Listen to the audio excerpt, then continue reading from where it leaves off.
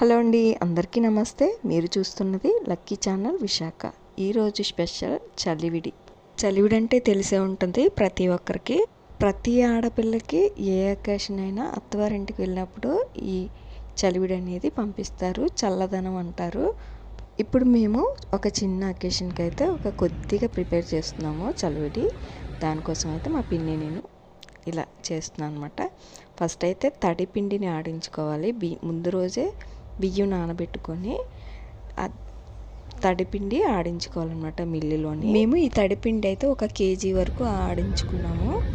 దానికోసం ఇప్పుడు చలివిడికి ముందుగా జీడిపప్పు, కిస్మిస్లు, కొబ్బరి ముక్కలు ఇలా ఫ్రై చేసుకొని పక్కన పెట్టుకోవాలన్నమాట.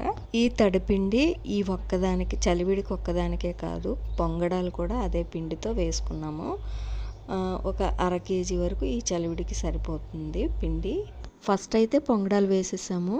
అదే గిన్నెలో షుగర్ కొలుస్తున్నారు. 1 గ్లాసు, 1/2 గ్లాసు వరకు షుగర్ని అయితే వేసుకున్నారు చలివిడికి. నీళ్ళని 1/2 గ్లాసు వరకు నీళ్ళు వేసుకోవాలి. షుగర్ చిన్నది ఇలా కలిసేలాగా చూస్తున్నారు కదా, ఈ విధంగా వేసుకోవాలి. ఎక్కువ నీళ్ళు కూడా వేసుకోకూడదు, మళ్ళీ చాలా టైం పడుతుంది పాకం రావడానికి. ఇప్పుడు స్టవ్ మీద పెట్టుకొని పాకం వచ్చే వరకు మరిగించుకోవాలి. ఈ పంచదారని చూస్తున్నారు కదా, పంచదార పాకం అయితే ఇలా మరుగుతూ ఉంటుంది. ఇందులోనే ఇలాచీ పౌడర్ కూడా వేసేసుకోవాలి కొంచెం పాకం వచ్చిన తర్వాత. ఇలా ఒక ప్లేట్లో నీళ్ళు వేసుకొని దీంట్లో వేస్తూ ఉండాలన్నమాట. పాకం వచ్చిందో లేదో చూసుకుంటూ ఉండాలి. స్టీల్ గిన్నె కంటే ఇలాంటి సిల్వర్ దాంట్లో అయితే మనకు తొందరగా పాకం వచ్చిందో రాలేదో అనేది తెలుస్తుంది అనమాట. పాకం అయితే వచ్చేసింది. ఇదిగోండి, ఇలా చిన్న ఉండలాగా ఇలా ఆ పంచదార పాకం ఇలా ఉండలాగా రావాలంట.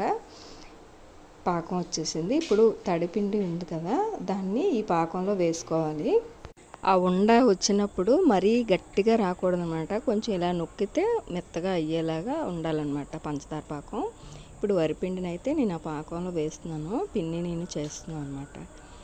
ఇలాంటివి చేసినప్పుడు ఒక్కరే అయితే చేయలేరు, ఇంకొకరు సపోర్ట్ ఉండాలి. ఈ పిండి వేసినప్పుడు ఇంకొకరు వేస్తూ ఉండాలి, ఒకరు కలుపుతూ ఉండాలన్నమాట, లేదంటే ఉండకట్టేస్తుంది.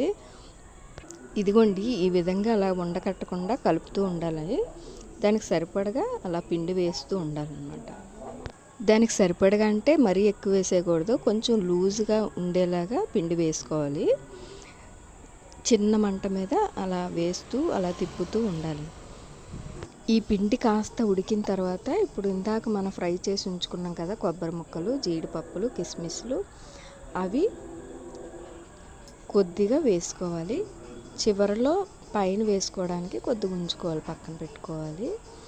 ఇప్పుడు దీనికి నెయ్యి 1/2 గ్లాసు వరకు నెయ్యి తీసుకుంటున్నాము. ఇది ఇంట్లో చేసిన నెయ్యి అనమాట, గేదె నెయ్యి. ఇప్పుడు ఈ నెయ్యిని కరిగించుకోవాలి. చూస్తున్నారు కదా, చలివిడి ఈ కన్సిస్టెన్సీలో రావాలి. ఇప్పుడు మనం చలివిడిని పక్కకు దించేసుకొని మనం నెయ్యి కరిగించుకున్నాం కదా, ఈ నెయ్యిని ఇందులో వేసుకోవాలి.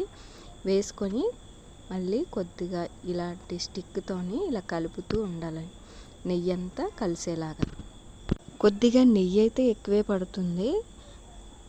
మనం ఇందాక కరిగించుకున్నాం కదా, ఆ నెయ్యి మొత్తం వేసుకోవాలి. కొద్దిగా అలా వేసుకుంటూ కలుపుతూ ఉండాలి.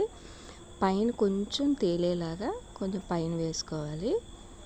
ఇప్పుడు మనం ఒక గిన్నెలోకి తీసుకొని దీనిపైన మనం కొద్దిగా ఇందాక జీడిపప్పులు, కిస్మిస్లు, కొబ్బరి ముక్కలు ఉన్నాయి కదా, పైన ఇలా డెకరేషన్ చేసుకోవాలి. చలివిడి అయితే మనకు చక్కగా రెడీ అయిపోయింది. ఇంకా వీడియో అయితే మీకు నచ్చిందని అనుకుంటున్నాను. నచ్చితే లైక్ చేసి సబ్స్క్రైబ్ చేసుకోండి.